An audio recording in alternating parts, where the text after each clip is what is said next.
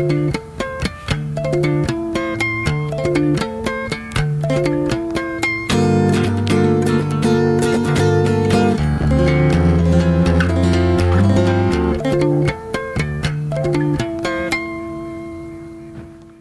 my name is Kendall. I'm a New York City-based content creator, and today I'm going to be sharing how I lost weight. Quick disclaimer before we get into this video, I'm going to be talking about weight loss, dieting, and disordered eating, so if any of these topics may be triggering for you, I warn you to proceed with caution or exit the video now. Thank you. So last week, I shared a video highlighting my experience with fat phobia since losing weight, and there was such a warm reception to that video, so I figured a good follow-up would be telling you how I actually lost the weight and what physical steps I took to get there. If you want to learn more about my backstory and my experience being fat, I highly encourage you to go check out that video. But if you want to know how I actually lost the weight, you've come to the right place. If you're not familiar, this is what I previously looked like. This picture is from 2019 and it was the highest weight I have ever been. For clothing sizes, I was wearing about a 2X and I never actually weighed myself, but if I had to give you an educated guess at my highest weight, I think it was around 190. Also, I'm like 5'4.5", if that helps you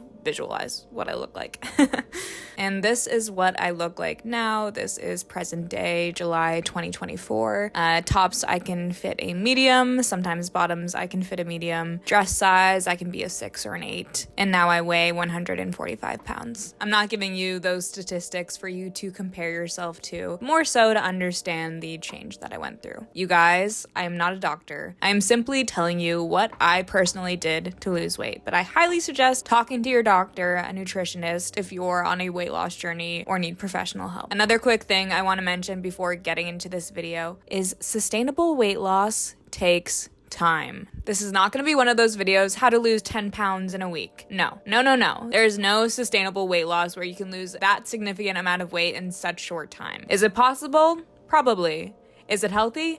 No, it is not. Weight loss needs to be gradual in order for it to be maintainable. And my final comment before we get into it, and I mentioned this in my last video, you need to be in a place of privilege to lose weight. Don't be too hard on yourself. We are expected to live in a system designed to fail. Healthy foods are ridiculously expensive. The cost of living is ridiculously expensive. Access to fitness centers, expensive. Not until I allocated money and time to my weight loss journey did I actually lose weight. Okay, enough of all this intro, let's get into it.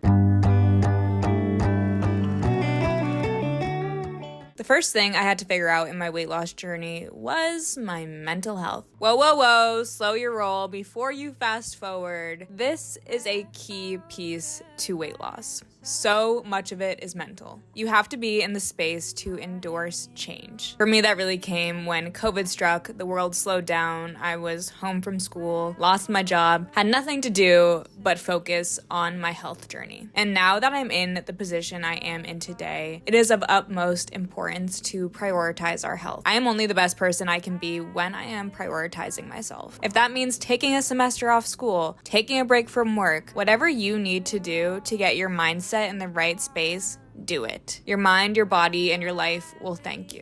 We're only on this planet once, folks. Prioritizing myself has been one of my greatest struggles. I am a chronic people pleaser, and I have a really hard time not being infiltrated by other people's energies and swayed to focus on other people. Your time and your energy are two of your greatest tools. Use it on yourself. Maybe that sounds a little selfish, but everyone's number one priority should be taking care of themselves. Of course, this is easier said than done. I've been through years of therapy working on this exact thing. When you're raised in an environment where you're forced to think of other people before yourself, it's a really hard pattern to break. You guys, I'm gonna hold your hand while I say this. We need to lose the hyperfixation on aesthetics. Worry about what you feel like, not about what you look like. I was so worried about how I was being perceived and always just wanted to appear smaller, even though there's nothing you can do to instantly change how you look. Like, it's no secret what you look like. What you need to think about is what actually makes your body really feel good, and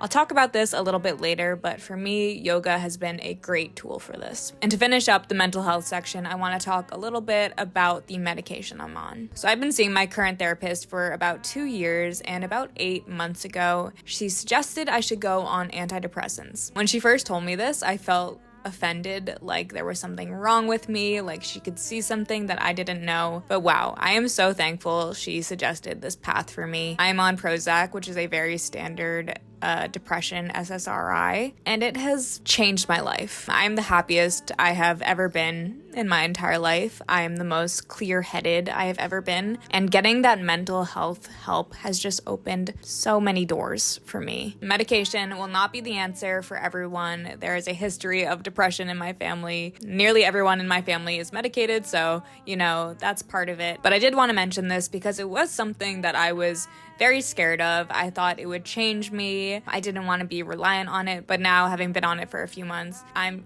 just so thankful that my therapist recommended it. To close off the mental health section, I don't know you all individually. I don't know what advice to give you directly. Continue to prioritize yourself. If you know you have some mental health issues, I highly recommend seeking out a therapist.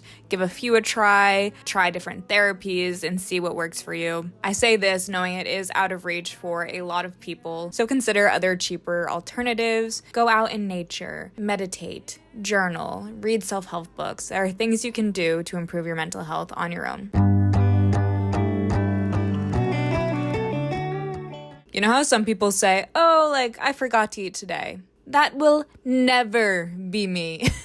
Unfortunately, my mind revolves around food. This was a coping mechanism that I developed in childhood and quickly turned into disordered eating in my adulthood. When I initially decided that I needed to lose weight, I took a hard look at my life, and I knew food was my biggest problem. I was always binge eating, and I just didn't know how to control myself. I knew I had to be in a caloric deficit of some sort to start losing weight. If you're not familiar with what a caloric deficit is, it's when you are eating less calories than what you are burning in a day. Depending on your height, your weight, your activity level, that number ranges for everyone. For me, and this will not work for everybody, especially if you're an obsessive person, I warn you not to do this, but calorie counting was a big tool for me. I used the app MyFitnessPal, which is a great tool to enter how much you're eating. You can scan labels, and it automatically adds it to your food log diary, and it gives you great analytics into what you're eating, what you need more of, what you're overeating. It's a great level set to sort of see where you're at and where you could improve and give you new ideas of what you could eat. I quickly learned, and I think people don't realize how much we are frequently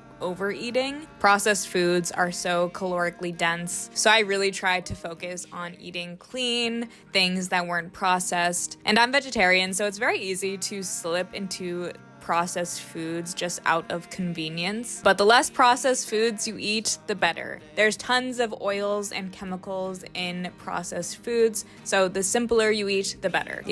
That's things like grains, beans, vegetables, fruits, those kinds of things. At the beginning of my weight loss journey, as someone who was prone to binge eating, I was used to eating a lot of food, so I sort of had to make up for the amount I was eating. So I had to replace the volume I was eating, which vegetables are going to be your best friend. I know it might sound gross, but hey, it's honest. I would eat like an entire bowl of broccoli and sprinkle some cheese on it, and that would keep me full. There's little life hacks like that where you can make the vegetables a little bit yummier, but they do fill you up. I'd also implement other strategies on how to limit how much I was consuming. For example, if I needed some mouth stimulation, I would chew gum. If I was struggling with overeating, I would decide to fast, so not eat anything past 9 p.m. and not eat anything before 11 a.m. Another thing, which I know you soda lovers are gonna be mad at me for, don't drink your calories. Water is going to be your best friend. I was never a huge soda person, so thankfully this is pretty easy for me. But if you drink sugary energy drinks or caramel coffees, all of those things quickly add up, and you would rather eat a food item than be drinking down like 500 calories. Once I lost a good portion of the weight at the beginning, I've now been focusing on my nutrition. Again, as a vegetarian, it's hard to stay on top of my protein intake and making sure I'm getting all the right vitamins. So more recently, I've tried to be a lot more on top of that so I can build muscle. I think that's everything I have to say on the food portion. Food is very hard. I have so much food noise in my mind all the time, but you can get through it by making healthier decisions.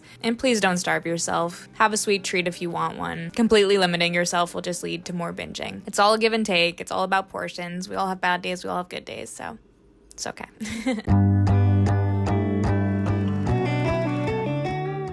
And the final category in this trifecta of weight loss that has been crucial for my weight loss journey is movement. For me, movement is the hardest part. I wasn't a particularly sporty kid.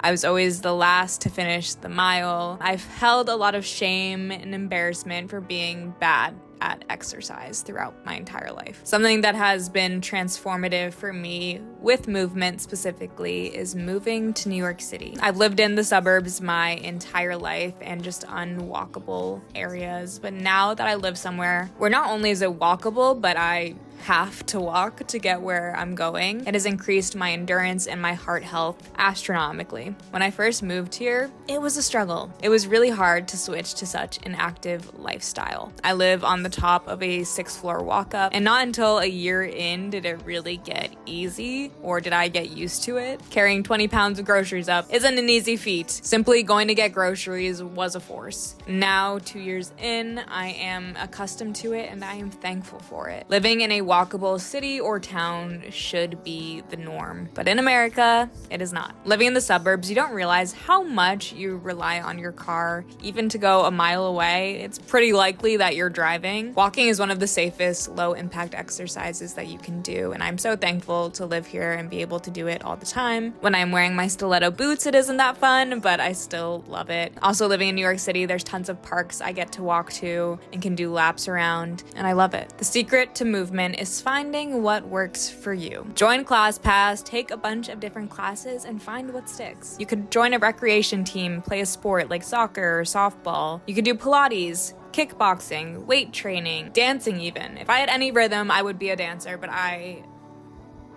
do not. What has worked for me has been yoga. I took a few classes on ClassPass like 6 months ago.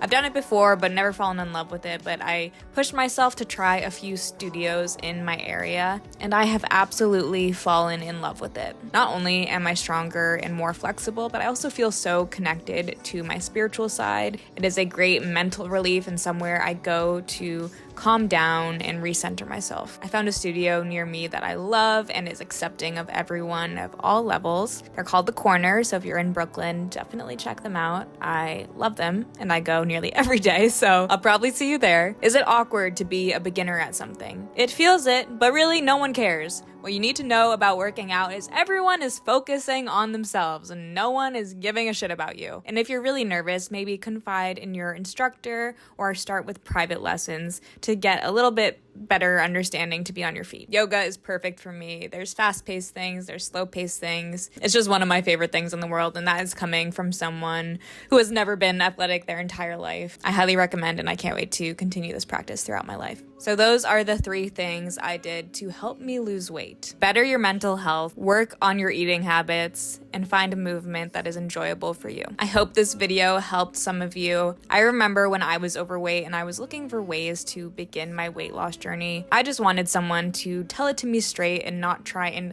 sell me something or be a huge gym bro and give me advice that wasn't applicable to me. So I hope this video was helpful. If you are at the beginning of your weight loss journey, I feel you. I have been there and it is a very hard spot to be in. It feels embarrassing, aggravating. I felt very belittled. I resonate with all the feelings you are going through, and I hope I could provide some valuable insight. Remember, don't be too hard on yourself. You've got this. It will take time, but you will get there. Anyway, if you are new to this channel, please subscribe. I would love to have you, and I will see you guys next video. Bye, losers.